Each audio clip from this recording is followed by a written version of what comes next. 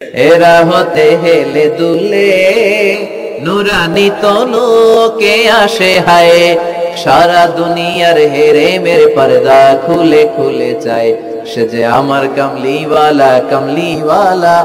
তার ভাবে বিভোর রাজা পায়ের তলে, পর্বত জঙ্গল টলে মল টলে, খুরমা খেজুর বাদাম জাফরানি ফুল ঝরে ঝরে যায়, সে যে আমার কমলিওয়ালা কমলিওয়ালা। সুবহানাল্লাহ পড়েন। এই কামলিওয়ালা নবীর আগমনটাই কিয়ামতের প্রথম আলামত। তাহলে প্রথম আলামত আমরা পাইছি কি পাই নাই? পেয়ে গেলাম। এরপরে বিষ্ণু বলেছেন যুহুর কাসরাতিল ফিতান বিআনওয়াইহা, কিয়ামতের আগ দিয়ে সমাজে ফিতনা ফাসাদ বেড়ে যাবে। পারিবারিক ফিতনা আমাদের আছে না নাই? সামাজিক ফিতনা, একটু আওয়াজ করে উত্তর দিবেন। রাষ্ট্রীয় ফিতনা, নারী ঘটিত ফিতনা, খালি ফিতনা আর ফিতনা। আপনি যেদিকে তাকাবেন ওইদিকে ফিতনা। আপনি চাইলেও আপনার ঈমান বাঁচাতে পারছেন না। আমরা চাই আমার চোখটা হেফাজত করব, পারছি না। ইউটিউবে ঢুকলাম জাকির নায়েকের লেকচার শুনে, ইউটিউবে ঢুকলাম শায়েখ সুদাইসের তেলাওয়াত শুনে, ওদিকে তেলাওয়াতও বাজে আর নিচে সাজেস্টেড ল্যাংটা ভিডিও আছে না নাই? কই যাব আমরা? এইভাবে বাঁচাবো আমাদের চোখ। বায়ে অশ্লীলতা দেখে ডানে তাকাই, দেখি ওদিকে অশ্লীলতা, আবার বায়ে তাকাই ওখানে অশ্লীলতা, সামনে তাকাই অশ্লীলতা, আবার পেছনে তাকাই অশ্লীলতা, নিচে তাকাই অশ্লীলতা, উপরে তাকাই ওদিকে অশ্লীলতা। আমরা যাব কই? আন-নাযার সাহমুন মাসমুম মিন সিহাম ইবলিস। এই দৃষ্টি শয়তানের বিষ মাখানো তীরবানের মধ্য থেকে ভয়ঙ্কর তীর। এই তীর দিয়ে শয়তান যুবক যুবতীদেরকে কাবু করে ফেলে। একটা যুবক যুবতীর মধ্যে প্রথমে আই কন্টাক্ট হয়। কি হয়? প্রথমে আই কন্টাক্ট, চোখে চোখে একটা ভাব বিনিময়, হ্যাঁ? এরপরে এসএমএস এর আদান প্রদান হয়, কথা বলেন। এরপরে ডেটিং হয়, ডেটিং কি হয়? এরপর হয় গার্লফ্রেন্ড বয়ফ্রেন্ড, আছে না নাই? এগুলো বই করে নাই? বই করের ছেলেপেলেরা আল্লাহ, হ্যাঁ? কি ভয়ঙ্কর অবস্থা। আমরা ছোটবেলায় এই সমস্ত গার্লফ্রেন্ড বয়ফ্রেন্ড কি বুঝতামই না। এখন ক্লাস 5 থেকে শুরু, ক্লাসে যারা যারা আছে ভাগাভাগি হয়ে যায় কোন টাকা, আছে না নাই? কয় এটা আমার, মানে আমার ফ্রেন্ড, এটা আমার এই কি ফ্রেন্ড, গার্লফ্রেন্ড, এটা আমার গার্লফ্রেন্ড, তো এটা তোর গার্লফ্রেন্ড, আছে না নাই? আবার এটারে সংক্ষেপ করছে, কয় জিএফ। কি কয়? তোমাদের এগুলা নাই তো? হ্যাঁ আছে, অর্ধেক কয় আছে অর্ধেক কয় নাই। খুব চালাক এরা। প্রিয় ভাইরা, এগুলো আমাদের সংস্কৃতি নয়। বিবাহ বহির্ভূত যে কোনো ধরনের নারী পুরুষের সম্পর্ককে হারাম করেছে কে? আসুন আমরা বিয়েটাকে সহজ করি, আর্লি ম্যারেজ ক্যাম্পেইন করি। আর কত বলবো? যতদিন বেঁচে থাকি বলবো, বিয়েটারে সহজ করে দেন। ছেলের বাবা যারা আছেন, মেয়ের বাবা যারা আছেন, বিয়েটা সহজ করে দেন। তা না হলে এই যে 14ই ফেব্রুয়ারি গুলো যায়, আছে না নাই? কি নাম? কি বিশ্ব বেহায়া, আহা, এগুলো আগে ছিল না। এগুলো সব কিয়ামতের আলামত। চিল্লা এখন ঠিক কিনা? এই দিবসগুলোতে আপনার উঠতি বয়সের তরুণী মেয়ে, আপনার ছেলে যে পাপগুলো করে বিয়ে না করার কারণে, এই পাপগুলোর একটা পার্সেন্টেজ গুলো আপনার আমলনামায় আছে না নাই? এজন্য খবরদার, বাবা মা যারা আছেন ছেলে মেয়েদেরকে সময় মতো বিয়ে করিয়ে দেন। আমাদের দেশে বিয়ে অনেক সময় অনেক দেরি হয়ে যায়, বিশেষ করে ছেলেদের দেরি হয়ে যায়। বলে তুই নিজের পায়ে দাঁড়া। এতদিন ও কার পায়ে দাঁড়াইছে? ও তো নিজের পায়ে দাঁড়িয়েছে, একটু সহযোগিতা করেন না আপনি, বিয়েটা সহজ করে দেন। বিয়ে হচ্ছে ভালো কাজ পৃথিবীতে নাই। হ্যাঁ, ইয়াং পোলাপানরা অনেক খুশি হয়ে গেছে। হ্যাঁ, বিয়ে করবে তোমরা। বিয়ে বহির্ভূত জিএফ বিএফ এর দরকার আমাদের নাই। চিল্লায় বলেন ঠিক কিনা? এগুলোর বিরুদ্ধে আমাদের জিহাদ। ইসলামের ইমেজকে, আমাদের মোরালিটি, আমাদের এথিক্যাল স্ট্যান্ডিং পয়েন্ট যেখানেই নষ্ট হবে, ওগুলোর বিরুদ্ধে আমাদেরকে সোচ্চার হতে হবে। এই নৈতিকতার অবক্ষয় হতে হতে এমন পর্যায়ে ঠেকেছে বাংলাদেশটা এখন জাহান্নামের টুকরা হয়ে গিয়েছে। এখন মেডিকেলের ডাস্টবিনে ছোট্ট ছোট্ট নবজাতক বাচ্চার লাশ পাওয়া যায়। এগুলো সব 14 ফেব্রুয়ারি পালনের ফসল। এগুলোর সাথে মুসলমানদের কোনো সম্পর্ক থাকতে পারে না। এগুলো ইসলামের সাথে কোনো সম্পর্ক নাই। এগুলো হচ্ছে পাশ্চাত্য থেকে আমদানি করা, পার্শ্ববর্তী দেশ ভারত থেকে আমদানি করা। আমাদেরকে যে ইসলামের সুশীতল বাণী বিষ্ণুনবী শিখিয়েছেন, আমাদের জানিয়েছেন, দ্যাটস এনাফ ফর আস, এটাই আমাদের জন্য যথেষ্ট। এজন্য এই যুগটা হচ্ছে বিষ্ণুনবী বললেন ফিতনার যুগ। আখিরি জামানায় জ্বলন্ত আগুনের কয়লা নিয়ে হাতে রাখাটা সহজ হয়ে যাবে, কিন্তু ঈমান নিয়ে টিকে থাকা কঠিন হয়ে যাবে। আপনি চাইলেও ভালো থাকতে পারবেন না, আপনি হকের কথা চাইলেও বলতে পারবেন না। ঝুঁকি আছে না নাই? গুম আছে না নাই? ক্রস ফায়ার আছে না নাই? কে কোন দিক দিয়ে গুম জানি পাওয়া যাবে, কিন্তু এই হকের রাস্তা আমরা ছাড়বো না। বিষ্ণুনবী বললেন ফিতনা বেড়ে যাবে। আপনি হক হালাল মেনটেন করতে চান কিন্তু পারবেন না। আপনি ঘুষ খাবেন না, কি হবে? টেবিলের নিচ দিয়া ঘুষ, উপর দিয়া ঘুষ, সব জায়গায় ঘুষ। আপনার পাশে যে চাকরি করে সে খায় ঘুষ, ও খায় ঘুষ, নিচের কর্মচারী খায় ঘুষ, উপরের বসও খায় ঘুষ। কথা বলেন, আপনি চাইলেও পারছেন না। এজন্য বিশ্বনবী সবসময় দোয়া করতেন, আল্লাহ ফিতনা থেকে আমাদেরকে বাঁচাও। বিশ্বনবী পড়তেন আল্লাহুম্মা ইন্না নাউযু বিকা মিনাল ফিতান মা যাহারা মিনহা মা বাতান। হে আল্লাহ, প্রকাশ্য অপ্রকাশ্য সব ফিতনা থেকে তুমি আমাদেরকে বাঁচাও। চিল্লায় পড়েন আমিন। আওয়াজ করে আমার সাথে পড়েন আল্লাহুম্মা ইন্না নাউযু বিকা মিনাল ফিতান মা যাহারা মিনহা ওয়া মা বাতান। এর মানে হচ্ছে হে আল্লাহ, প্রকাশ্য অপ্রকাশ্য, দেখা যায় দেখা যায় না, এরকম সব ফিতনা থেকে তুমি আমাদেরকে বাঁচাও। তাহলে এই যে বিষ্ণুনবী বললেন কিয়ামতের আগে ফিতনা বেড়ে যাবে, এই আলামতটা সমাজে আছে না নাই? আমাদের আশেপাশে ফিতনা আছে না? আচ্ছা। এরপর বিষ্ণুনবী বললেন খুরুজ মুদ্দাঈন নবুওয়া, কিয়ামতের আগ দিয়ে ভণ্ড নবী দাবিদার বেড়ে যাবে। বুখারীর বর্ণনায় বিষ্ণুনবী বললেন ততক্ষণ পর্যন্ত কিয়ামত হবে না যতক্ষণ না 30 জন ভণ্ড নবী দাবিদার বেরোবে। ভণ্ড নবী দাবিদার একটাও নবী না, কুল্লুহুম কাযাবুন দাজ্জালুন, সবগুলো মিথ্যাবাদী, কাযাব আর দাজ্জাল। বিশ্ব নবী হচ্ছেন সর্বশেষ নবী। আমার নবীর পরে আর কোন নবী আসবে? আমার রাসূলের পরে আর কোন রাসূল আসবে? এই কথাটা যারা মানবে না তার ঈমান থাকবে? মা কানা মুহাম্মাদুন আবা আহাদিম মির রিজালিকুম ওয়ালাকিন রাসূলুল্লাহি ওয়া খাতামান নাবিয়্যিন। মুহাম্মদ তোমাদের কোন ছেলেদের পিতা নয়, তিনি হলেন আল্লাহর রাসূল, তিনি হলেন শেষ রাসূল, খাতামান নাবিয়্যিন। সাইয়েদনা আদম থেকে শুরু করে নবী আসার যে ধারাবাহিকতা, এটা বিশ্ব নবীর মাধ্যমে এই চেইনটাকে কাট আপ করে দিয়েছে কে? আমার নবীর পরে কোন নবী নাই। বিশ্ব নবী বলতেন লা নাবিয়্যা বা'দি ওয়ালা রাসূলা, আমার পরে নবীও নাই রাসূলও নাই। তবে লাউ কানা বা'দি নাবিয়্যুন লাকানা উমর, আমার পরে যদি কেউ নবী হতো আমার সাহাবী উমর নবী হয়ে যেত।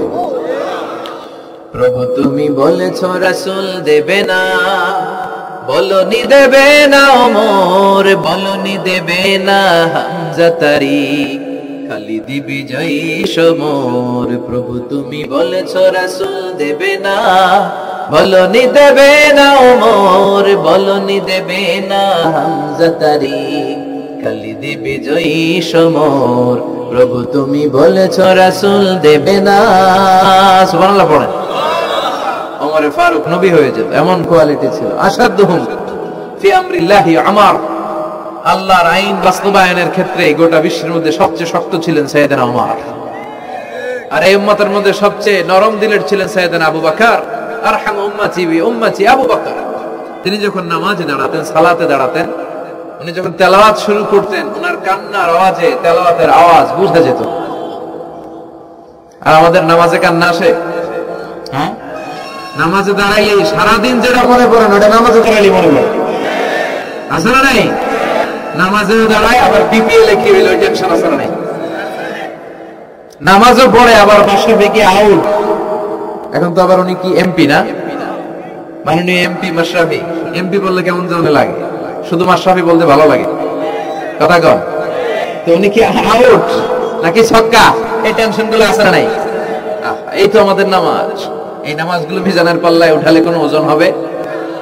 কথা বলেন। বিশ্বনবী যখন সালাত পড়তেন, বিশ্বনবীর পা গুলো ফুলে হাত্তা তাতাওয়াররামু কাদামা, টিউমার যেমনি ফুলে থাকে বিশ্বনবীর পা গুলো ফুলে যেত। তাহাজ্জুদ পড়তে পড়তে দাঁড়িয়ে থাকতে থাকতে হাত দুইটা প্যারালাইজড হয়ে যেত, আর নাড়াতে পারে না। এরপরে তিনি হাত ছেড়ে দিতেন প্রশান্তির জন্য। এরপরে হাত ছেড়ে দিয়ে কেরাত পড়তেন, আবার যখন ভালো লাগতো আবার ধরতেন, সুবহানাল্লাহ পড়তেন। আলী কারামাল্লাহু ওয়াজহার পায়ের ভেতরে এক যুদ্ধে তীর ঢুকে গেল।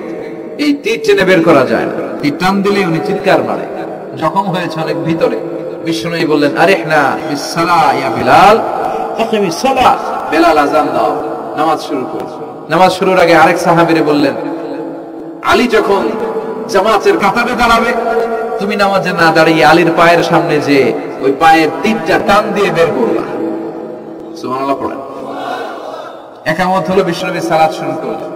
বিশ্বনবীর কথা অনুযায়ী ওই সাহাবী যে আলী কারামাল্লাহু ওয়াজহার পা থেকে টান দিয়ে তীরটা বের করে নিয়ে আসলেন, ফিনকি দিয়ে রক্ত বের হলো, জায়গাটা রক্তে সয়লা, কিন্তু সাইয়েদনা আলী কারামাল্লাহু ওয়াজহা টেরি পায়। সালাত শেষ, উনি দেখেন পায়ের মধ্যে তীর নাই, রক্তের সয়লাব, যেখানে দাঁড়ালেন ওখানে খালি রক্ত। বিশ্বনবীরে বললেন, ও নবী আমার পায়ের তীর কই? বিশ্বনবী বললেন, আলী রে, আমি জানি তুমি যখন যায় নামাজে নামাজের জন্য দাঁড়িয়ে যাও, দিন দুনিয়ার হুঁশ তোমার থাকে না, তোমার হৃদয়টা এখানে থাকে না, দেহটা এখানে থাকে, হৃদয়টা চলে যায় আল্লাহর আরশের উপরে। উনাদেরও নামাজ, আমাদেরও নামাজ। সাহাবারা যখন মরুভূমিতে নামাজ পড়তেন, মরুভূমির পাখিগুলো এসে সাহাবাদের মাথার উপরে বসে যেত। পাখিগুলো মনে করতো এগুলো মরুভূমির খেজুর গাছটা সব কি হবে, কারণ নড়ে চড়ে না তো, আমাদের মতো এরকম দাড়ি চুলকায় না, এরকম জামা ঠিক করে না, দাঁড়াইছে তো দাঁড়াইছে। সুবহানাল্লাহ পড়ে। তো ইবাদতে এরকম আন্তরিকতা, একাগ্রতা দরকার আছে না নাই? বিশ্বনবীর পরে কোন নবী হবে না, কিন্তু বিশ্বনবী বলেন কিয়ামতের আগে এরকম অনেক ভণ্ড নবী দাবিদার বের হবে। বিশ্বনবীর সময়কালেই এক ভণ্ড নবী দাবিদার বের হয়েছিল, ওর নাম হচ্ছে মুসাইলামাতুল কাযযাব। এসে বলে, মুহাম্মদ আন-নবুওয়া নিসফুন লাকা ওয়া নিসফুন লি, তুমি একা নবী নও, নবুয়ত অর্ধেক তোমার অর্ধেক আমার, আমারটা আমারে বুঝায় দাও। বিষ্ণু বললেন, তোরে বুঝায় দেবো, আনতা লাস্তা মুসাইলামা ফাকাত, আনতা মুসাইলামাতুল কাযযাব, আজ থেকে তুই শুধু মুসাইলামা না, তুই ভণ্ড মুসাইলামা, তুই মিথ্যাবাদী মুসাইলামা। বিশ্বনবীর পরে এরকম আলজেরিয়াতে অনেক ভণ্ড নবী দাবিদার বের হয়েছে। এই যে ভারতবর্ষের ইন্ডিয়া পাকিস্তান, এখানে পাঞ্জাব একটা এলাকা আছে, নাম শুনছেন? গোলাম মির্জা গোলাম আহমদ কাদিয়ানি, এই বেয়াদবটাও নবুয়ত দাবি করেছে। নাউজুবিল্লাহ পড়তে পারলেন না? সে প্রথমে দাবি করছে আমি শেষ নবী, এরপরে সে দাবি করছে আমি ইমাম মাহাদি, এরপর সে দাবি করছে আমি ঈসা আল মাসীহ। এই ভণ্ডটার অনুসারী বাংলার জমিনে আছে না নাই? এদেরকে রাষ্ট্রীয়ভাবে কাফের হিসেবে আখ্যা দেওয়ার দরকার আছে না নাই? এত আন্দোলন হয়, এত কথা হয়, কিন্তু সরকারের টনক নড়ে না। এদেরকে রাষ্ট্রীয়ভাবে কাফের হিসেবে ঘোষণা দিতে হবে, সার্কুলার জারি করে চিল্লায় বলে ঠিক কিনা? এরা মুসলমান নয়, কারণ আপনি শুধু লা ইলাহা মানলে মুসলমান হতে পারবেন না, মুমিন হতে পারবেন না। বিশ্বনবীর উপর সাক্ষী দেওয়ার দরকার আছে না নাই? বিশ্বনবী শেষ নবী, ওনার পরে কোন নবীও আসবে না, কোন রাসূলও আসবে না, চিল্লায় বলেন ঠিক কিনা? এই বেয়াদবটা পায়খানা করতে যায়, টাঙ্কি ভাঙ্গা বইয়ের টাঙ্কিতে বইরা মারছে, শত শত বছরের ময়লা পায়খানাটার মধ্যে জমা, গরু খাইতে খাইতে পেট হয়েছে এত বড়, আর পারে না। আল্লাহকে খাওয়া, জনমের খাওয়া। নবীরা যেখানে মারা যায়, নবীরা নিজে পবিত্র, যেখানে মরে ওই জায়গাটাও, কিন্তু বেয়াদবটা কই মরছে? হ্যাঁ, বাথরুমের টাঙ্কির ভিতর। তো মেথর নিয়ে আসা হয়েছে, মেথর ভাইরা এসে রশি দিয়ে ওটার উঠায়, কিছু দূর ওঠার পরে এত ওজন, রশি টশি ভাঙ্গে আবার ধস করে পড়ে, আবার উঠায়, আবার আল্লাহকে জনম মতো ঘু খাইয়া নেই। বিষ্ণুর সাথে বেয়াদবি করেছিস, তোর ইজ্জতের 12টা আমি বাজায় দিলাম, চিল্লা এখন ঠিক কিনা? যারাই বিষ্ণুবীর সম্মান নিয়ে ঝিনিমিনি খেলেছে, তাদের রেহাই দুনিয়াতেও নাই, আখিরাতেও না। এই মুসাইলামা দুনিয়াতেই অপমানিত হয়েছিল। সে বিশ্বনবীকে নকল করত, কপি করত, বেয়াদবি করত, স্পর্ধা দেখাতো। বিশ্বনবী কোন গাছের মধ্যে হাত লাগালে ওই গাছের ফলন বেড়ে যেত। সে বলতো আমি নবী। তার এলাকার লোকেরা বলে তাহলে বিশ্বনবী মুহাম্মদের মতো তুমি আমাদের এলাকার গাছে হাত লাগাও। সে কোন গাছে হাত লাগাইলে ওই গাছের সব ফল মরে যেত। বিশ্বনবী কোন লোনা পানির কুয়ার ভেতরে অজু করে কুলির পানি ফেললে ওই লোনা পানির কুয়া মিঠা পানির কুয়াতে পরিণত হতো। আর এই বদমাসটা যদি মিঠা পানির কোন কুয়ার মধ্যে কুলি ফেলাইতো ওইটা লোনা পানির কুয়া হয়ে যেত। বিশ্বনবী মদিনাতে আসার পরে মদিনার নিউ বর্ন বেবিদেরকে বিশ্বনবীর কাছে নিয়ে আসা হতো। বিশ্বনবী তাদেরকে তাহনিক করাতেন। তাহনিক মানে খেজুর হালকা একটু খেয়ে বিশ্বনবী লালা লাগিয়ে বিশ্বনবী লালা মোবারকটাই বাচ্চার ঠোঁটের মধ্যে বিশ্বনবী লাগিয়ে দিতেন। এখন বিশ্বনবী নাই, আলেমদের কাছে যাবেন, হুজুরের কাছে যাবেন, হাফেজ সাহেব হুজুরের কাছে যাবেন, হুজুর মধু খেয়ে বাচ্চার মুখে লাগাই দিবে। উনি যে সবসময় কোরআন পড়েন, ওনার সিনাতে যে কোরআন ওইটার বরকত আছে না নাই? বিশ্বনবী তাহনিক করতেন, খেজুর খেয়ে ওই লালা মিশ্রিত খেজুর বাচ্চার মুখে লাগিয়ে দিতেন আর বাচ্চার মাথায় হাত বুলিয়ে দিতেন। বিশ্বনবীর হাত মদিনার যে সমস্ত নবজাতক বাচ্চাদের মাথায় লেগেছে, বাচ্চাদের মাথার চুল বড় করে দিয়েছে কে? সেও বিশ্বনবীর মতো অ্যাক্টিং করতেন। তার কাছে নবজাতক বাচ্চা নিলে সেও তাহনিক করতো। তাহনিক করার সাথে সাথে বাচ্চা বমি শুরু করে দিত। আর মাথায় হাত লাগায় দিলে মাথার চুল বাড়াতো, বড় কথা আজীবনে বাচ্চাগুলো টাক মাথা থাকতো। কি করতো? টাক মাথা। তার মানে বেয়াদবির পরিণাম, অপমান দুনিয়া থেকেই শুরু হয়ে যায়। তো বিশ্বনবী বললেন এই ভণ্ডদের আবির্ভাব শুরু হবে। আমাদের এই সমাজে ভণ্ড আছে না নাই? দুদেল বান্দা কালমা চোর, না পায় শ্মশান না পায় ঘোর, দিন থাকিতে আইরে পথে ছাইড়া দে ভণ্ডামি, ভণ্ডামি ভণ্ডামি ভণ্ডামি, ছাইড়া দে ভণ্ডামি। নামাজ কালাম পড়ে না, ইবলিস শয়তানের নানা। আছে না এরকম? ইসলামের লেবাস লাগায়, দাড়ি রাখে, চুল বড় রাখে, জট পাকায় রাখে, রোজা নাই, নামাজ নাই, পরিচ্ছন্নতা নাই, আতর নাই, গোসল নাই। আছে না নাই? এরকম ভণ্ড পীর আছে না নাই? হক্কানি পীর যারা, তাদের বিরুদ্ধে আমার কোনো কথা নাই। কারণ এদেশে অনেক লক্ষ লক্ষ হিন্দুরা এই হক্কানি পীরদের হাতে হাত রেখে কালিমা পড়ে মুসলমান হয়েছে। তাদেরকে আমরা সাপোর্ট করি। আমাদের বিরুদ্ধাচারণ আর হুঙ্কার হচ্ছে ভণ্ডদের বিরুদ্ধে। এই দেশে এত ভণ্ড পীর, এই দেশে যত ভণ্ড পীর আছে অনেক দেশের জনসংখ্যাও এত নাই। কথা বলেন? অনেক ভণ্ড পীর আছে সারা বছর নাকি গোসল করে না, বছরে করে একবার, ওই গোসলের পানি মুরিদরা খায় সব সাবান। আছে না নাই? এগুলোর সাথে আমাদের কোনো সম্পর্ক।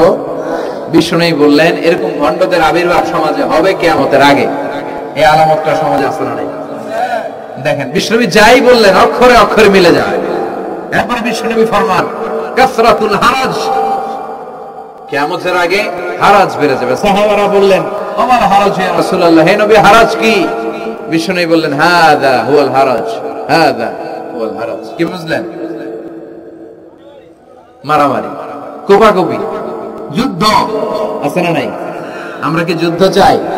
যুদ্ধ নয় আরে যুদ্ধ নয়, নয় আর কোন তাজালা, সেই পৃথিবী আমাদের সকল মানুষের হোক নিরাপদ আবাস, সেই পৃথিবী আমাদের সকল মানুষের হোক নিরাপদ আবাস। We don't want to see anyone in the whole world, we don't want to see anyone in the whole world. আমরা কোন যুদ্ধ দেখতে চাই না, মারামারি দেখতে চাই না, অন্যায় হত্যাকাণ্ড বিচার বহির্ভূত কোন হত্যাকাণ্ড আমরা এদেশে দেখতে চাই না। বিশ্বনবী বললেন কিয়ামতের আগে এগুলো বেড়ে যাবে। বিশ্বনবী বললেন যে হত্যা করবে সে জানবে না কেন আমি হত্যা করলাম। এরকম হত্যা দেশে আছে না নাই? উপরের নির্দেশ, উপরের টেলিফোন, শুট করো, পোশাকি বাহিনী পিস্তল আছে, শুট করে দিল, কিন্তু কেন সে মারলো ওই সৈনিক জানে না। এরকম আছে না নাই? আবার যে নিহত হইল সেও জেনে মরতে পারলো না যে আমি কেন বললাম। কথা কম। আহা, এই বাংলার বিভিন্ন নদীতে, মাঠে ঘাটে হাত বাঁধা, পা বাঁধা, চোখ বাঁধা, বস্তাবন্দি করা লাশ পাওয়া যায় কি যায় না? এই দুনিয়ায় তারা বিচার পায় নাই, কিন্তু এগুলোর বিচার আছে না নাই? এগুলোর বিচার যদি না থাকতো, the worldly life will be a joke. এই পৃথিবীটা একটা জোকিং হইতো, জোকিং। জোক করার জন্য আল্লাহ পৃথিবী বানায় না। যেগুলোর বিচার এই জমিনে আমরা পাই নাই, সেগুলোর বিচার আখিরাতে হবে। সেদিন হবে আসল বিচার, সেদিন হবে ফাইনাল খেলা। সেদিন হবে কি খেলা? বিশ্বাস হয়? অপেক্ষা আছে না নাই? সবগুলোর বিচার হবে ইনশাআল্লাহ। বলেন, আপনার জমি মেরে খাইছে, দুনিয়ায় বিচার পান নাই, আহকামুল হাকিমিনের বিচার আছে না নাই? আপনাকে অন্যায় ভাবে আঘাত করেছে, দুনিয়ার বুকে বিচার পান নাই, আখিরাতে বিচার আছে না নাই? বিশ্বনবী বললেন এই মারামারিটা বেড়ে যাবে কিয়ামতের আগে। এখন দেখেন খালি মারামারি, কোপাকুপি। 2 টাকার টেম্পু ভাড়া লইয়া একজন আরেকজনের মেরে ফেলেছে। কয় টাকা? নাউজুবিল্লাহ পড়বেন না? আল্লাহ এই ফিতনা থেকে তুমি আমাদের বাঁচাও। এরপর বিশ্বনবী বললেন দিয়াউল আমানা, কিয়ামতের আগ দিয়ে আমানতের খেয়ানত হবে। এটা আমাদের সমাজে আছে না নাই? বিশ্বনবী বললেন কিয়ামতের আগ দিয়ে আমানতের খেয়ানত হতে থাকবে। ইদা দুইয়াতিল আমানাতু ফান্তাযিরিস সাআ। সাহাবারা প্রশ্ন ছুড়ে দিলেন, ইয়া রাসূলুল্লাহ মাতা সাআ, কখন কিয়ামত হবে? বিশ্বনবী বললেন ইদা দুইয়াতিল আমানা, যখন আমানতের খেয়ানত হবে তখন কিয়ামত হবে। সাহাবীরা আবার প্রশ্ন ছুড়লেন, কাইফা ইদাআতুহা ইয়া রাসূলুল্লাহ, হে নবী আমানতের খেয়ানত কেমন করে হবে? বিশ্বনবী বললেন ইদা উসিদাল আমরু ইলা গায়রি আহলিহি ফান্তাযিরিস সাআ, যে লোকটা যেই চেয়ারে বসার যোগ্য নয় তাকে যখন ওই চেয়ারে বসিয়ে দেওয়া হবে তখনই কিয়ামত হয়ে যাবে। এরকম আমানতের খেয়ানত তো ভুইয়ারে নাই। ধরেন একজনকে আপনারা প্রধান বক্তা হিসেবে দাওয়াত দিলেন, জানে না কোরআন, জানে না হাদিস, জানে না বক্তৃতা, এটা কিয়ামতের আলামত না? এটা আমানতের খেয়ানত না?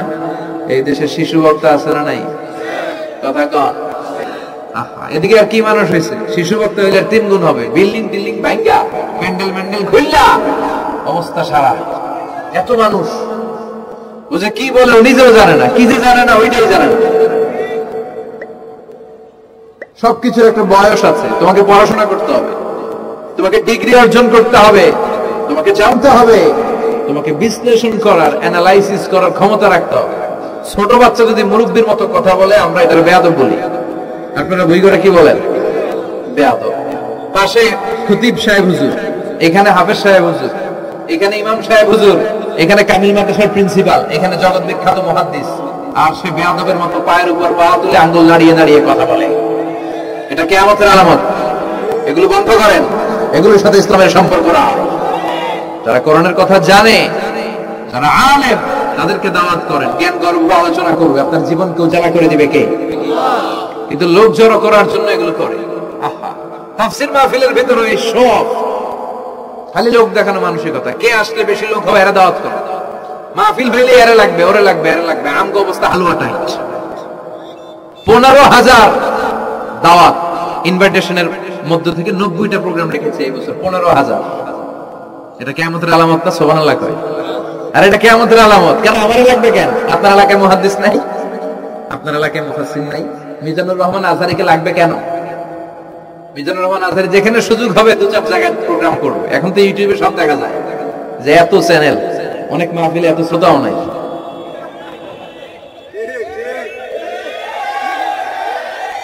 কথা কন। এখন কোথাও যেতে পারি না। আজকে এয়ারপোর্ট থেকে আসার পথে, এয়ারপোর্ট থেকে বের হইতে লাগতেছে আধা ঘন্টা। লোকজনের দাবি হচ্ছে হুজুর সেলফি তুলবো, সেলফি তুলবো, তাও বিভিন্ন অঙ্গভঙ্গি করে, এরকম মুখ বাঁকা করে, এরকম হাত বাঁকা করে। আমি বললাম কি স্টাইল? এটা গ্যাংনম স্টাইল। আছে না নাই? তো এগুলো লৌকিকতা যেন না হয়। এটা তো দিনের দাওয়াতের একটা সেক্টর, একটা প্ল্যাটফর্ম। এখানে উইগরের যিনি সবচেয়ে বড় খতিব সাহেব হুজুর, উনি আসলেই চলবে। বড় আলেম উনি আসলেই চলবে। পাবনা জেলার বড় আলেম পাবনায় কথা বলবে, আর অন্যান্য জেলার যদি সুযোগ হয়। কিন্তু এমন ভাবে এটারে আমরা একটা আক্রমণাত্মক জায়গায় নিয়েছি। একটা ডেটের জন্য মানুষ সিআইপি ভিআইপি দিয়ে ট্রাই করে, এটা ঠিক না। এই টেন্ডেন্সি থেকে আমরা যেন বেরিয়ে আসি। আমরা আমাদের দরকার ইখলাস। কি দরকার? ইখলাসের বড় অভাব। আবার মাহফিলে গেলে আমাদেরকে অনেক ক্রাইটেরিয়া দেয়, বলে হুজুর আপনার কিন্তু আজকে কাঁপাইতে হবে। আমি আসছি কোরআন থেকে কথা বলতে, এখানে কাঁপাকাঁপি হলে তো ভূমিকম্প হয়ে যাবে। কথা বলেন। আবার বলে হুজুর আপনার কিন্তু আজকে জমাই দিয়া যাইতে হবে। কি করতে হবে? জমাইতে হবে। তো এগুলোর সাথে ইখলাসের কোনো সম্পর্ক আছে? আবার বলে হুজুর কেউ যেন না ওঠে, আপনার কিন্তু ধরে রাখতে হবে। মানে আমনা করে সবাইরে ধরে রাখতে হবে, পাও ধরে। তো থাকেন, এগুলোর সাথে হেদায়েতের কোনো সম্পর্ক। এজন্যই তো সমাজে হেদায়েত নাই। মাহফিলের পরে মাহফিল হয়, ফজরের নামাজটা ঠিকমতো হয় না। হেদায়েত শূন্য, হেদায়েত নাই, ইখলাস নাই। কি উদ্দেশ্যে শুনতেছি এটা যেন খেয়াল করে আমল করতে পারে, এই টেন্ডেন্সিটা নাই। আসুন আমরা একটু থামি, স্টপ, থামেন, অনেক হয়েছে। আন্না ইসলাম কি বলে, কি শিখাতে চায়, কি বুঝাতে চায়, ওইটা বোঝার চেষ্টা করুন, ওইভাবে মানার চেষ্টা করেন। কে কি বললো দেখার দরকার না, এত লোক জড়ো হওয়ার দরকার নেই। আজকে যদি চ্যানেল একটাও না থাকতো, 10 জন বসে যদি আমার কথা শুনতো, কোনো সমস্যা আছে? কথা বলেন। এই জন্য হেদায়েতটা সবচেয়ে বেশি জরুরি, ইখলাসটা জরুরি, আল্লাহর প্রতি ভয়, আস্থা, ভালোবাসা, এটা বেশি জরুরি। আল্লাহ তুমি ইখলাস দিয়ে আমাদের হৃদয়টাকে পূর্ণ করো। তাহলে এই যে লোক যে চেয়ারে বসার যোগ্য না, ওই লোক যদি ওই চেয়ারে বসে, কিয়ামতের আলামত আছে না নাই? চেয়ারম্যান হওয়ার যোগ্যতা যদি না থাকে, যদি চেয়ারম্যান হয়ে যায়, হ্যাঁ, সাইয়্যিদুল কওমি খাদিমুহুম, নেতা হবে তারা যারা মানুষকে খেদমত করবেন। খেদমত করার জন্য 1.5 কোটি টাকা খরচ করে চেয়ারম্যান ইলেকশন করে, 5 কোটি টাকা। এগুলো কেন? এই ট্রেডিশন দেশে আসলো কেন? উনি টাকা খরচ করবে কেন? ওনার চা খাওয়ানো আর সিগারেট খাওয়ানো লাগবে কেন? উনি তো আমাদের খাদেম হওয়ার জন্য আসছে। উনি জনপ্রতিনিধি হয়ে দাঁড়াবে, যাকে আপনারা পছন্দ করবেন ভোট দিবেন না। হাজার হাজার কোটি টাকা, শোডাউন, শো অফ আছে না নাই? কিয়ামতের আলামত। মসজিদের সভাপতির সাথে মসজিদের কোনো সম্পর্ক নাই, আছে না নাই? সব সভাপতিকে আমি এক পাল্লায় মেপে দিচ্ছি না, বেশিরভাগের এই অবস্থা। ভালো তো একজন আছে, আমি জেনারেলাইজ করছি না। সভাপতি তো হবেন তিনি যার সাথে মসজিদের দরদ বেশি, মায়া বেশি, মসজিদে যায় বেশি, ঠিক কিনা? এখন বছরে ওনার একবার খুঁজে পাওয়া যায় না, উনি সভাপতি, উনি সেক্রেটারি, উনি ক্যাশিয়ার, আছে না নাই? তার মানে উনি এখানে বসার যোগ্য ছিল না, ওনারে বসানো হয়েছে। যেই লোক যেই চেয়ারে বসার যোগ্য না, তারা যখন ওই চেয়ারে বসিয়ে দেওয়া হবে, বিষ্ণু বললেন তখনই কিয়ামত হয়ে যাবে। কিয়ামতের আলামত আমানতের খেয়ানত, এটা অনেক বড় বিষয়। আমার সম্পদ আছে, এই সম্পদটা আল্লাহর দেয়া, আমার কাছে আমানত। আমার শক্তি আছে, এই শক্তি আমানত। যুবক যারা আছো, তোমাদের যৌবনটা আল্লাহর দেয়া, তোমাদের কাছে সবচেয়ে বড় নেয়ামত এবং আমানত। তোমরা এখন চাইলে অনেক কিছু করতে পারো। তোমাদের একটা সদিচ্ছা তোমাদের এলাকাটারে জান্নাতি বানিয়ে দিতে পারে। তোমরা চাইলে সাগরের স্রোতকে পাল্টে দিতে পারো, বাতাসের গতিকে উল্টে দিতে পারো, তোমরা ইতিহাস রচনা করতে পারো। বিষ্ণুনবী যখন তোমাদের মতো যুবক ছিল, তিনি হালাফুল ফুদুল যুব সংঘ করেছেন। গানের কনসার্ট করে নাই, যাত্রাপালা করে নাই, নাচানাচি করে নাই। উনি হাতে হাত রেখে বলছেন, মক্কার বুকে কোনো টেন্ডারবাজি থাকবে না, মক্কার জমিনে কোনো চাঁদাবাজি থাকবে না, ধর্ষণ থাকবে না, মক্কার জমিনে কোনো দুর্নীতি চলবে না। যুবকদেরকে নিয়ে উনি এই কাজগুলো করেছেন। এখন একটার পর একটা আমানত আমরা খেয়ানত করে চলি। আমার সম্পদ আমার আমানত, আমার ছেলে মেয়ে আমার আমানত। আমার ছেলে কার সাথে মিশে, ও ডিশের কোন চ্যানেল দেখে, ও ইউটিউবে কোন সাইট ব্রাউজ করে, এটার ব্যাপারে কিয়ামতের দিন আমারে জিজ্ঞেস করবে কে? কারণ এটা আমানত। যিনি চেয়ারম্যান, পুরো ইউনিয়ন পরিষদ তার কাঁধে আমানত। যিনি এমপি, ওনার এলাকায় কি ঘটে না ঘটে এটা খোঁজ খবর নেওয়া তার আমানত। মেম্বার অফ দ্য পার্লামেন্ট যিনি আছেন এই এলাকার, তার এলাকায় যদি ইয়াবার আড্ডা বসে, গাঞ্জার আসর বসে, এটার দায়ভার তিনি এড়াতে পারেন না। তার এলাকায় ধর্ষণ হলে এটার দায়ভার তিনি এড়াতে পারেন না। এটা তো আমানত। যিনি মন্ত্রী, পুরো মন্ত্রণালয় এটা তার কাঁধে আমানত। যিনি মাননীয় প্রধানমন্ত্রী, আমার 56,000 বর্গ মাইলের প্রতিটা ইঞ্চি মাটি তার হাতে আমানত। এটা অনেক বড় বিষয়। আর মুমিনের বৈশিষ্ট্য হচ্ছে ওয়াল্লাযীনা হুম লিআমানাতিহিম ওয়া আহদিহিম রাউন। যারা বিশ্বাসী তারা কথা দিয়ে কথা রাখে আর আমানতের খেয়ানত করে। এজন্য আমানত পূর্ণ করতে রাজি আছেন? যেখানেই আমানত নষ্ট হবে সেখানে কিয়ামতের ভয় আছে না নাই? দেখেন বিশ্বনবী কত চমৎকার করে দার্শনিকের মতো বলে গেলেন, যাই বলে গেলেন তার পুরোটাই সমাজের সাথে মিলে যায়।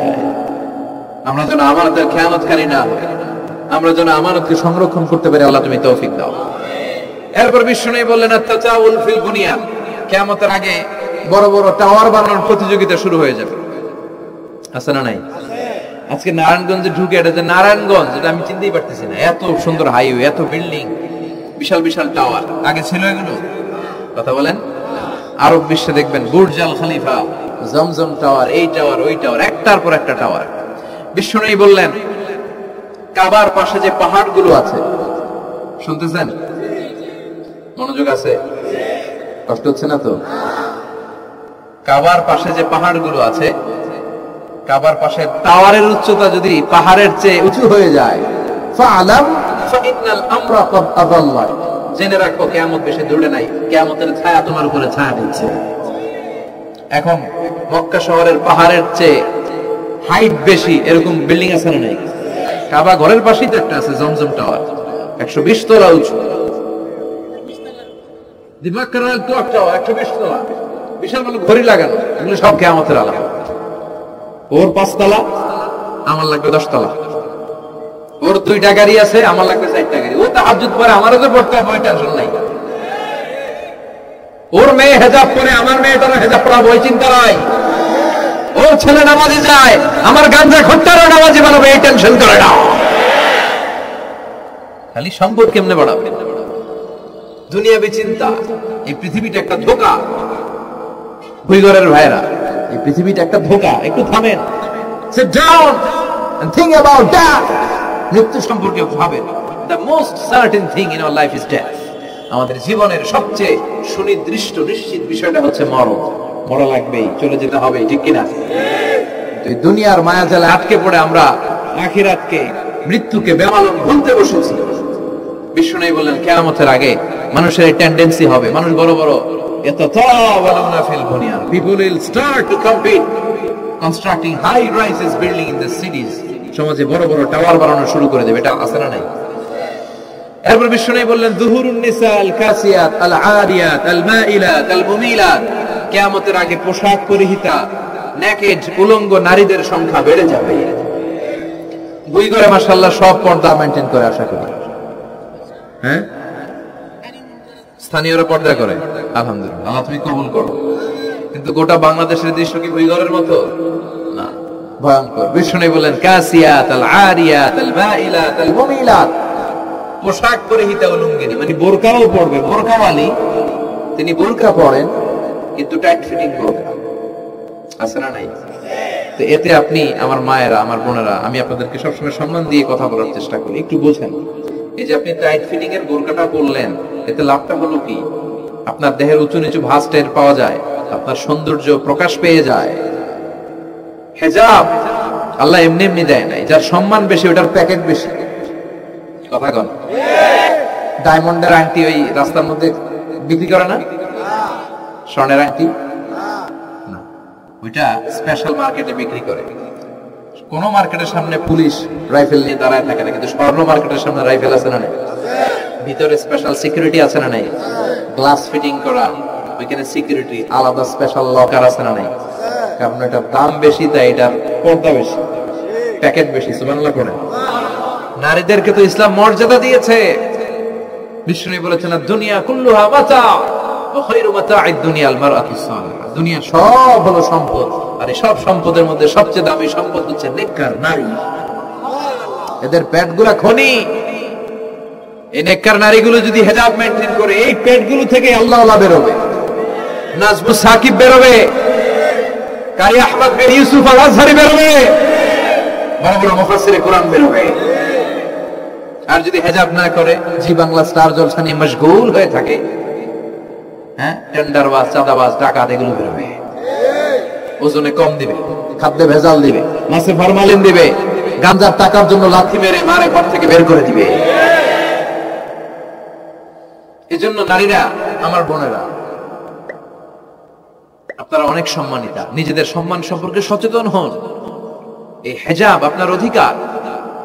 এই হেজাব নারীর অহংকার, হেজাব নারীর আভিজাত্যের প্রতীক, হেজাব নারীর রুচির প্রতীক। আপনার রুচিটা কেমন আপনার পোশাক দেখে বোঝা যায়। কথা কম, যে মেয়েটা হিপ হপ স্টাইলে চলাফেরা করে, গ্যাংনম স্টাইলে, এই মেয়েটারে ইফটিজিং করার সুযোগ আছে না নাই? কিন্তু যে হেজাব মেনটেন করে যেই নারীরা চলে, এদেরকে দেখলেই একটা সম্মান চলে আসে। কি ভুল বললাম? একটা সম্মান আসে না? আপনাদের সম্মানটা আপনারা রাখবেন। বিষ্ণু বললেন যুহুরুন নিসাল কাসিয়াতাল আরিয়াতাল মাইলাতাল মুমিনাত, কিয়ামতের আগে পোশাক পরিহিত উলঙ্গিনী নারী বের হবে। লা ইয়াজিদনা রিহাহা লা ইয়াদখুলনাল জান্নাতা ওয়া লা ইয়াজিদনা রিহাহা, এই নারীগুলো জান্নাতে তো প্রবেশ করবেই না, জান্নাতের ঘ্রাণও নাকে লাগবে না। ওয়া ইন্না রিহাহা তুজাদু মিন মাসিরাতি 500 সানা। আর জান্নাতের ঘ্রাণ 500 বছর দূরের রাস্তা থেকে টের পাওয়া যায়। খেয়াল করে বুঝেন, এখান থেকে জান্নাতে পৌঁছতে আরো 500 বছরের রাস্তা। কয় বছরের? এত দূরে থাকতে জান্নাতের সুবাতাস এসে আপনার নাকে ধাক্কা লাগবে। সুবহানাল্লাহ পড়বেন না? এই নারীগুলো জান্নাতে যাবে না, জান্নাতের ঘ্রাণও পাবে না। এজন্য বাবা যারা এসেছেন সচেতন হন। আপনার মেয়ে চাইলেই যে কোনো ড্রেস আপনি তাকে কিনে দিতে পারেন না। মায়েরা যারা আমার কথা শুনছেন, আপনার মেয়ে আবদার করবে, সে তো ছোট, সে কি বুঝে। কিন্তু দেখবেন অনেক বিয়ের অনুষ্ঠানে আমি দেখেছি, মায়ের বয়স হচ্ছে 60, মায়ের হাত মোজা পা মোজা, বোরকা লাগাইছে 2টা, পাশে ষোড়শী অষ্টাদশী তন্নি সুন্দরী সুস্নিগ্ধা এক মেয়ে, বয়স মাত্র 18, ওর বুকে ওড়না নাই, ওটা গলায় শোভা পাচ্ছে। এই 60 বছরের বুড়া মহিলার দিকে কেউ তাকাবে? ওনার তো ডেট এক্সপায়ার্ড, ডেট এক্সপায়ার্ড। সৌন্দর্য যা ছিল সব শেষ, তার দিকে তাকাবে না। তার উঠতি বয়সের তরুণ মেয়েটার দিকে অনেকে তাকাবে, কারণ এটা জেনেটিক্যাল একটা ইস্যু। একটা পুরুষ একটা নারীর দিকে জেনেটিক্যালি আকৃষ্ট হবে, এটাই স্বাভাবিক, ঠিক কিনা? এজন্য আপনার হাত মোজা পা মোজা আপনার দরকার ছিল না, আপনি পাতলা কাপড় পরলেও সমস্যা নাই। কথা কন, হাত মোজা পা মোজা দরকার ছিল আপনার যুবতী মেয়েটার হাতে, যুবতী মেয়েটার পায়ে। এজন্য আপনারা আপনাদের সম্মানকে বুঝবেন। যারা নারী স্বাধীনতার কথা বলে, নারী আন্দোলনের কথা বলে, এরা নারীদেরকে ঠকায়, এরা নারীদেরকে বিজ্ঞাপনের বিল বোর্ডে নগ্ন করে উপস্থাপন করে। রাস্তা দিয়ে হাঁটি, চোখ খুলতে পারি না। আমার মায়েরা, এরা আমার দেশের মেয়ে, এরা এই 56,000 বর্গ মাইলের মেয়ে। এই মেয়েগুলোকে উলঙ্গ ভাবে হাফ নেকেট করে এই সিনেমা হলগুলোর পোস্টার গুলো যে দেওয়া হয়েছে, এতে সম্মান বেড়েছে না কমেছে? ওদিকে চোখ তুলে তাকানো যায়? এই জন্য নারী স্বাধীনতার কথা যারা বলে, এদের কথায় ফাঁদে পা দিবেন না। এরা আপনাদের সম্মান বাড়াতে চায় না, এরা আপনাদেরকে বিল বোর্ডে উঠাতে চায়, আপনাদেরকে উলঙ্গ করে রূপালী পর্দায় উঠাতে চায়, টিভির পর্দায় আপনাদেরকে নেকেট করে উপস্থাপন করতে চায়। এদের ঘরেই নারীরা বেশি নির্যাতিত হয়, এদের কাজের মেয়েরাই বেশি নির্যাতিতা। আর সুযোগ পেলে এরা ধর্ষণে সেঞ্চুরি করতে দেরি করে না। এজন্য নারীদেরকে সম্মান দিয়েছে ইসলাম। আমার বোনেরা, আমাদের সম্মান যেন আমরা রাখতে পারি। আল্লাহ তুমি বোঝার তৌফিক দান করো। এরপরে বিষ্ণু বললেন, ইতাআতু যাওজা ওয়া উকুকুল উম। কিয়ামতের আগে বিয়ে করার পরে ছেলেগুলো মাকে ভুলে গিয়ে স্ত্রীর পেছনে পেছনে দৌড়াবে, স্ত্রীর আনুগত্য করবে। এরকম নমুনা আছে না নাই? বই ঘরে আছে? হ্যাঁ, কিছু কিছু মুরব্বী অনেক পজিটিভ, মাশাআল্লাহ। সবকিছুই উনি কিছু কিছু অথবা নাই, এদিক থেকে আওয়াজ আসতেছে আছে, হয়তো কিছু কিছু আছে, কিছু কিছু নাই। জেনারেলাইজ করা ঠিক হবে। তো এই জন্য মাকে ভুলে যাওয়া যাবে না। মায়ের দোয়া বড় দোয়া, মায়ের দোয়া সবার আগে কবুল। বুলেট মারলে বুলেট মিস হয়, মায়ের দোয়া মিস হয়? খবরদার। স্ত্রী চলে গেলে নতুন স্ত্রী পাওয়া যায়, মা মরে গেলে মা পাওয়া যায়? তাই বলে আমি বলছি না আপনার স্ত্রীকে ডিভোর্স দেন না, বুঝান, মাকেও বুঝান, স্ত্রীকেও বুঝান, বুঝানোর চেষ্টা করেন। সমাজের এখন সবচেয়ে বড় সমস্যাটা হচ্ছে শাশুড়িরা চায় আমি ডমিনেট করব, আমার এতদিনের করা সংসার। বউ এসে কয় না, আমি আইছি মাগার আমি সব খায় হলাম। আছে না নাই? এই যে সবাই ডমিনেট করতে চায়, এটা সমস্যা। সমাধানটা কি? সমাধানটা হচ্ছে আমাদের শাশুড়ি যারা আছে সমাজের, তাদের উচিত বৌমাটারে নিজের মেয়ের মতো মনে করা। নিজের মেয়ের যেখানে বিয়ে দিছে ওইখানে কিন্তু খুব খোঁজ নেয়, মা তোর কি অবস্থা, তোর কষ্ট হলো কিনা, ইত্যাদি ইত্যাদি। কিন্তু ছেলের বউ করে যারা আনছে এরা দিয়ে ইচ্ছে মতো কাজ করে, এরকম টাকা আছে না নাই? ডাবল স্ট্যান্ডার্ড, এটা ঠিক না। আর বৌমা যারা আছেন, ঘরের বৌমা, এরা শাশুড়িকে একটু মায়ের মতো মনে করেন না, কারণ একদিন আপনিও শাশুড়ি হতে চলেছেন, একদিন আপনিও শাশুড়ি হবেন। রং ধরা যৌবন জং ধরে শেষ, আপনারও ছেলে হবে, এই ছেলের বিয়ে করাতে হবে, এই ছেলের বউ এসে আপনার ঘরে তাই করবে আপনি আপনার শাশুড়ির সাথে যা যা করেছেন। এই ছোট্ট হিসাবটা বুঝতে চায় না। শাশুড়ির উচিত বৌমাকে নিজের নিজের মেয়ের মতো করে আদর করা, যত্ন করা। বৌমাদের উচিত শাশুড়িকে মায়ের মতো সেবা করা। এই মিউচুয়াল আন্ডারস্ট্যান্ডিংটা থাকলে কোনো ঘরে আর ঝগড়া হবে? শাশুড়ি বৌমা, আল্লাহ সবাই তুমি কবুল করো। তো কিয়ামতের আগে মারে ভুলে যাবে, মাকে ভুলে গিয়ে স্ত্রীর পেছনে পেছনে দৌড়াবে। খবরদার, খবরদার।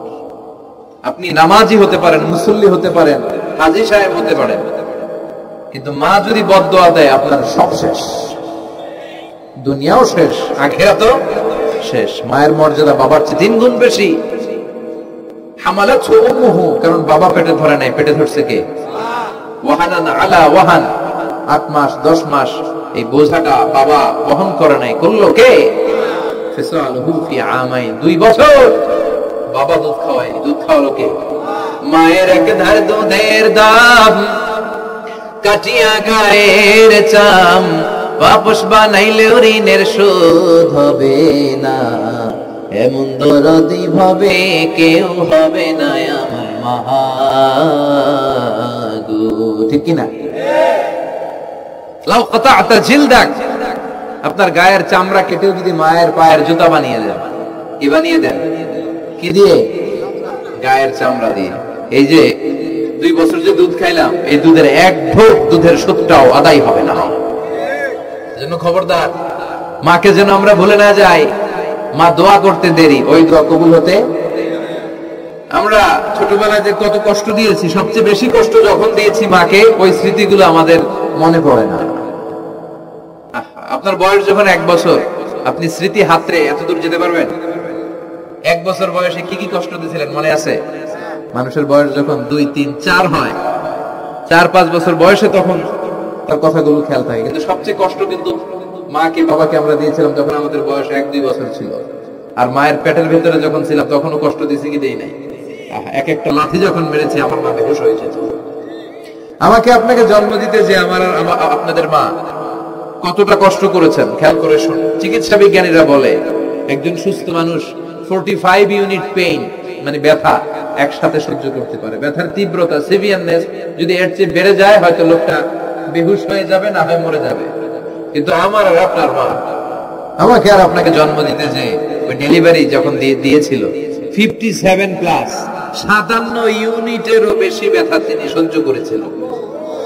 যেটা কোনো অ্যাক্সিডেন্টে আমাদের দেহে প্রত্যেকের 206টা হাড্ডি, কোন সড়ক দুর্ঘটনায় আপনার দেহের 20টা হাড্ডি একসাথে টাস টাস করে ভেঙে গেলে যত ব্যথা, তার চেয়েও বেশি ব্যথা। জন্য খবরদার, খবরদার, মাকে যেন আমরা ভুলে না যাই। মায়ের দোয়া যেন নেই। কখনো যদি মায়ের সাথে বেয়াদবি করে থাকি, আমরা যেন মাফ চেয়ে নেই। রাজি আছি তো যুবকেরা? রাজি আছি সবাই? আমরা সবাই মায়ের দোয়া নিব। মায়ের দোয়া ছাড়া কেউ জীবনে সফল হতে পারে? মা যার চলে গেছে তারা জানে মা না থাকার কি জ্বালা। হ্যাঁ, মায়ের কথা মনে পড়ে না? যখন রাত্রি নিঝুম, এই চোখে ঘুম, একলা শূন্য ঘরে, তোমায় মনে পড়ে মাগো, তোমায় মনে পড়ে, জানি তোমার দোয়া পেলে উঠবো সকল বাধা ঠেলে, তোমার দোয়া সকল কাজে ঝরছে মাথায় পড়ে, তোমায় মনে পড়ে মাগো, তোমায় মনে পড়ে, যখন রাত্রি নিঝুম, এই চোখে ঘুম, একলা শূন্য ঘরে, তোমায় মনে পড়ে মাগো, তোমায় মনে পড়ে। ঠিকিরা? আমরা যারা মা হারা, বাবা হারা, আল্লাহর কাছে আমরা কামনা করি, আল্লাহ আমাদের বাবা মাকে তাদের কবরগুলোরে তুমি জান্নাতের টুকরা বানিয়ে দাও। তো বিশ্বনবী যেটা বললেন এটাও আমাদের সমাজে পাওয়া যাচ্ছে, ঠিক কি না? এরপর বিশ্বনবী বললেন যুখরুফাতুল মাসাজিদ ওয়াত তাবাহি বিহা, কিয়ামতের আগে মসজিদ নিয়ে অহংকার শুরু হয়ে যাবে। মসজিদ নিয়ে দলাদলি, ভুইঘরে মাশাআল্লাহ এগুলা নাই। ওই মসজিদ, টাইলসের মসজিদে আমরা এসি লাগাবো, ওইটাতে 3 তলা করছে, আমরা 5 তলা করব, ডিজাইন করব, এগুলা। কিন্তু আমরাও যে নামাজ পড়বো এই চিন্তা নেই। কথা কোন? মসজিদের সৌন্দর্য হচ্ছে মুসল্লি দিয়ে, কি দিয়ে? কিন্তু আমাদের মসজিদগুলো মুসল্লি শূন্য। ফজরের সালাতে বেহাল দশা, কথা বলেন। জোহরের সালাতে বেহাল দশা, আসরের বেহাল দশা, মাগরিবে একটু বাড়ে আসে আবার বেহাল দশা, কথা বলেন।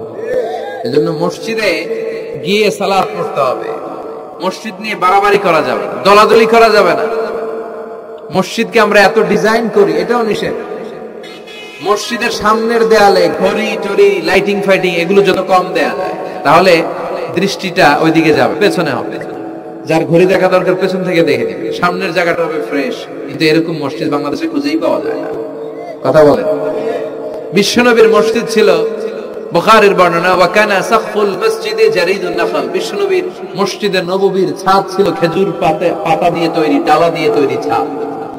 আর মসজিদে নববীর ফ্লোর ছিল বালুর ফ্লোর, বৃষ্টি হলে কাদামাটি হয়ে যেত। বিশ্বনবীর সাহাবীরা বর্ণনা করেন, রাআইতু রাসূলুল্লাহ সাল্লাল্লাহু আলাইহি ওয়াসাল্লাম ইয়াসজুদু ফিল মাই ওয়াত তিন, কাদামাটির উপরে বিশ্বনবী সিজদা দিচ্ছেন, নামাজ পড়ছেন। সালাম ফিরিয়ে বিশ্বনবী যখন সাহাবীদের দিকে মুখ ফিরিয়ে বসে তাসবিহ পড়তেন, সাহাবারা বর্ণনা করেন, রাআইতু আসারা তিনি ফি জাবহাতি, বিশ্বনবীর কপাল মোবারকে আমরা কাদা আর মাটি দেখতে পেয়েছি। না আমাদের মসজিদে খালি টাইলস, তোরা ঢাকায় টাইলস, আমরা উজবেকিস্তান থেকে টাইলস নিয়ে আসি, আছে না নাই?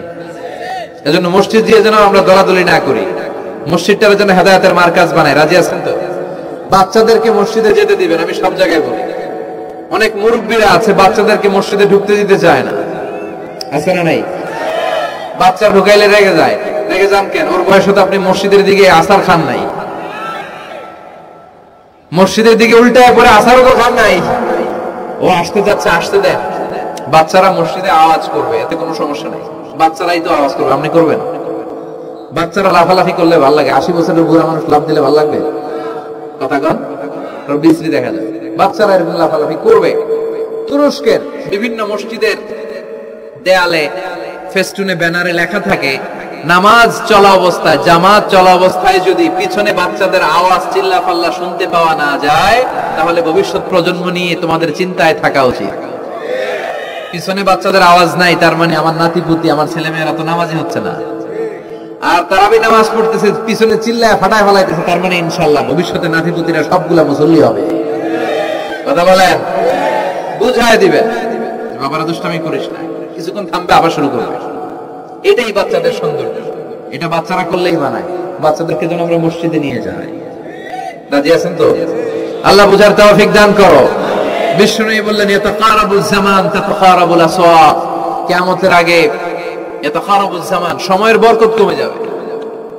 এক বছর মনে হবে এক মাস, এক মাস মনে হবে এক সপ্তাহ, এক সপ্তাহকে মনে হবে একদিন। এই যে 4 বছর ধরে এখানে তাফসীর হয়, তাই না? কথা কন। গত বছর আসছিলেন কারা কারা? হাত তোলেন। আসছে তো কম না, ভালোই আসছে, হাত নামান। যে গত বছর ওয়াজ শুনে গেলেন, এই বছর আবার আসলেন, আপনাদের কি মনে হয় যে 1 বছর চলে গেছে? মনে হয় যে অল্প কয়েক মাসের ব্যবধানে এই বছরটা ঘুরে যেন আবার চলে আসলো, এরকম মনে হয় না? বরকত উঠে নিচ্ছে কে? কথা বলেন। এরপর খাবারের স্বাদ উঠে নিচ্ছে কে? আগে খাবারের যে স্বাদ ছিল এখন ওইটা আছে? আগে ইলিশ মাছ রান্না করলে যে ঘ্রাণ হতো, এখন এই ঘ্রাণ পাওয়া যায়? আগে শোল মাছের ঝোল রান্না করলে যে স্বাদ হতো, আগে চিংড়ি মাছ রান্না করলে যে স্বাদ লাগতো, এখন এই স্বাদ পাওয়া যায়? সব তুলে নিল কে? দেখেন বিশ্বনবী যা যা বললেন তার প্রমাণ সমাজে আছে না নাই? শুনতেছেন না? কষ্ট হচ্ছে? আর দু একটা আলামত শুনবেন, শেষ করে দেই, শুনবেন আর কয়েক মিনিট। বিশ্বনবী বললেন, তাসলিমুল খাসা, কিয়ামতের আগে লোকজন শুধু পরিচিতদেরকে সালাম দিবে, অপরিচিতদেরকে সালাম দিতে চাইবে না। এরকম আছে না নাই? এই মুরব্বী চাচারা চিনি, চাচা আসসালামু আলাইকুম, চিনি আসসালামু আলাইকুম, ওদিকে চিনি আসসালামু আলাইকুম। কিন্তু অন্য একটা এলাকায় গেছি, ওখানে কাউরে চিনি না, সালামও দেয়নি। বাসে উঠছেন, কাউরে চিনেন না, সালাম দেন না, এরকম আছে না নাই? তো সালাম কি যাদেরকে চিনেন এদের জন্য? কথা কন। আলা মান আরাফতা ওয়া মান লাম তা'রিফ, যাকে চিনো সালাম দাও, যাকে চিনো না তাকেও দাও। আল বাদিউ বিস সালাম, বিশ্বনবী বলেন আগে আগে দাও। আল বাদিউ বিস সালাম বারিউম মিনাল কিবর, আগে আগে যে সালাম দেয় তার হৃদয় থেকে অহংকার মুক্ত করে দেয় কে? অহংকার মুক্ত হওয়ার দরকার আছে না নাই? যার হৃদয়ে যাররা পরিমাণ অহংকার থাকবে সে জান্নাতে প্রবেশ করতে পারবে? কথা বলেন। এজন্য আমরা আগে আগে সালাম দেব। ভুইঘরের ভাইয়েরা, ছোটরা বড়দেরকে দিব, বড়রা ছোটদেরকে দিব, হাজবেন্ড ওয়াইফকে দিব, ওয়াইফ হাজবেন্ডকে দিব। রাজি আছেন তো? আজকে যারা স্বামী যারা আসছেন, বাড়িতে যেই ভাবির আগে সালাম দিবে। রাজি আছেন? কথা কয় না, আওয়াজ ছোট হয়ে গেছে, পারা যাবে? আপনি আগে সালাম দিবেন, এটা দেখে আপনার স্ত্রী লজ্জা পেয়ে আপনারা আগে দিবে, এগুলো দেখে বাচ্চারা সালাম শিখে ফেলবে। সুবহানাল্লাহ কইবেন না? আমরা কি চাই না আমাদের ফ্যামিলিগুলো এরকম সুন্দর হোক? আমরা কি চাই না আমাদের ফ্যামিলিগুলো জান্নাতি হোক? এরপরে বিশ্বনবী বললেন খুতাবুকুম তাবিলা সালাওয়াতুকুম কাসীরা, কিয়ামতের আগে খুতবাগুলো লম্বা হবে আর সালাতগুলো খাটো হয়ে যাবে। এই যে বক্তব্য লম্বা, নামাজ হয়ে যায় খাটো, আছে না নাই? হুজুর ওয়াজ করেন, ওয়াজ টেস্ট লাগে, নামাজ টেস্ট লাগে না, আছে না নাই? এশার নামাজে পড়ে না, ফজর নামাজে পড়ে না, রাত 2টা পর্যন্ত ওয়াজ শুনে, আছে না নাই? এরকম করা যাবে? নামাজ কামাই করা যাবে না। সবার আগে হবে নামাজের হিসাব। নামাজের হিসাব ঠিক তো আপনার পুরো আমলনামা ঠিক। নামাজের ভেজাল তো সব জায়গায় ভেজাল। প্রথম হিসাব নেওয়া হবে সালাতের, খবরদার। এরপরে বিশ্বনবী বললেন লা ইউকসামুল মিরাস আলা ওয়াজহিন সহিহ। বিশ্বনবীর হাদিস থেকে এরকম বর্ণনা পাওয়া যায়, এর মাফহুম হচ্ছে লা ইউকসামুল মিরাস আলা ওয়াজহিন সহিহ, সহিহ পদ্ধতিতে মিরাজ বণ্টিত হবে না। লিযাকারি মিসলু হাযযিল উনসায়াইন, সব বাবাদেরকে আল্লাহ বললেন উত্তরাধিকারের বন্টন নীতি তুমি মেনে ছেলে মেয়েদের মধ্যে বন্টন করে দিবা। ছেলের দিবা যদ্দুর, মেয়ের দিবা অর্ধেক। কার আইন? কথা বলেন, আইনটা কার? ছেলেরে যদি 2 লাখ দেন, মেয়েরে চিল্লায় বলেন, ছেলে 2 লাখ পেলে মেয়ে কয় লাখ? ছেলে 4টা বাড়ি পেলে মেয়ে কয়টা বাড়ি? অনেক বাবা আছে মেয়েরা কয় মা তোর বাইরে সব দিয়ে দিলাম, তোর লেগে দোয়া করে দিলাম। হাত তুলছেন না?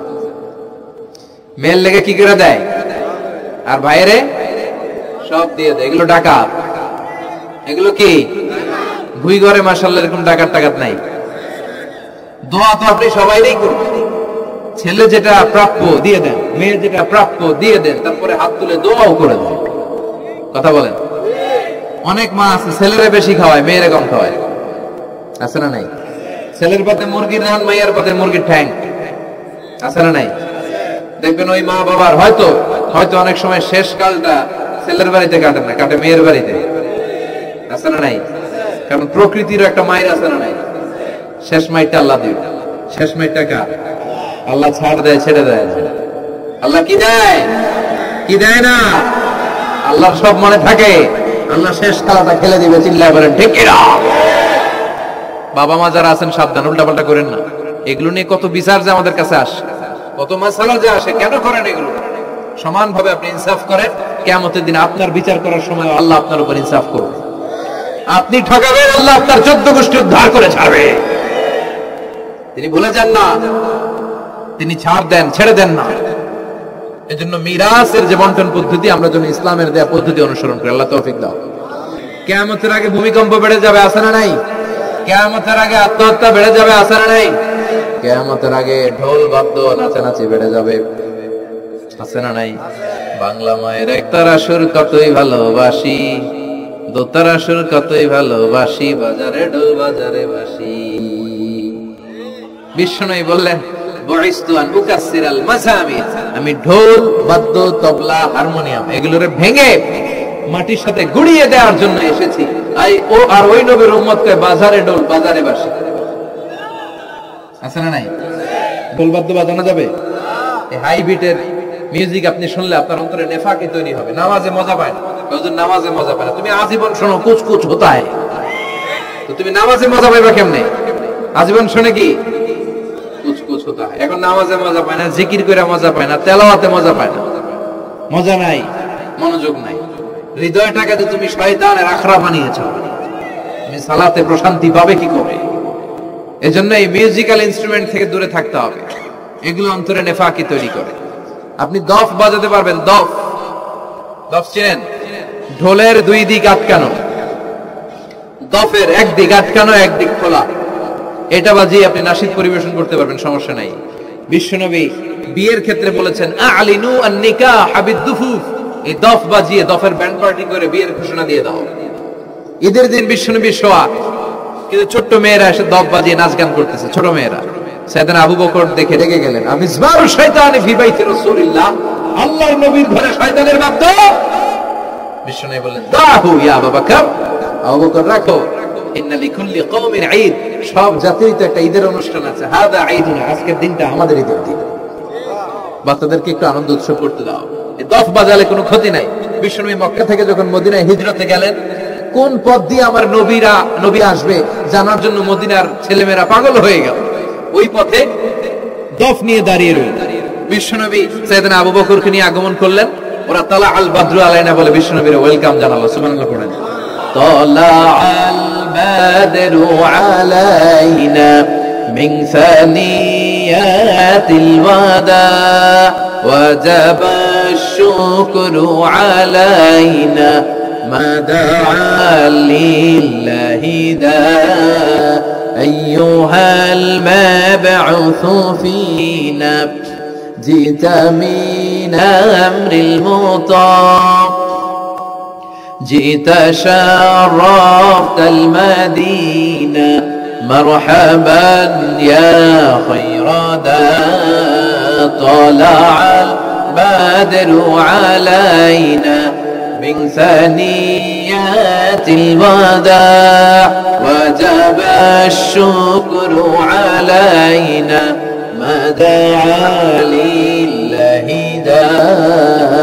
পড়েন আল্লাহু আকবার। আমরা যেন এই সুস্থ সংস্কৃতির প্রচার প্রসার করতে পারি। ইসলাম বিনোদনের নিষেধ করে নাই, কিন্তু বিনোদন শুড বি হালাল বিনোদন, ঠিক কিনা? আপনি অসুস্থ সংস্কৃতির চর্চা করলে এটা আল্লাহ অ্যাকসেপ্ট করবে না। সংস্কৃতিটা হতে হবে সুস্থ সংস্কৃতি। আল্লাহ তুমি তৌফিক দাও। বিষ্ণু যা যা বললেন, ওই ঘরের ভাইয়েরা তার প্রতিটি আমাদের আশেপাশে চোখের সামনে পেছনে আছে না নাই? এটা ফিতনার যুগ। কিসের যুগ? এই যুগে আমানতের খেয়ানত হবে, এই যুগে নারীরা বেপরদা হয়ে চলাফেরা করবে, এই যুগে নিজের ঈমান বাঁচানো কঠিন হয়ে যাবে। এই কঠিন বিপদের সময় আমাদেরকে বাঁচাতে পারে দুইটা জিনিস। কয়টা জিনিস? চিল্লায় বলেন কয়টা? দুইটা জিনিস শুধু আমাদেরকে বাঁচাতে পারে। এক হচ্ছে আল্লাহর কোরআন, দুই হচ্ছে বিশ্বনবীর সুন্নাহ, ঠিক কিনা? এই দুইটা জিনিসকে মারির দাঁত দিয়ে আঁকড়ে ধরে রাখতে হবে, তাহলে সে পথভ্রষ্ট হওয়ার কোনো সুযোগ। This Quran and Sunnah, our way to Jannah, ঠিক কিনা? আওয়াজ করে আমার সাথে পড়েন, Quran and Sunnah, our way to Jannah.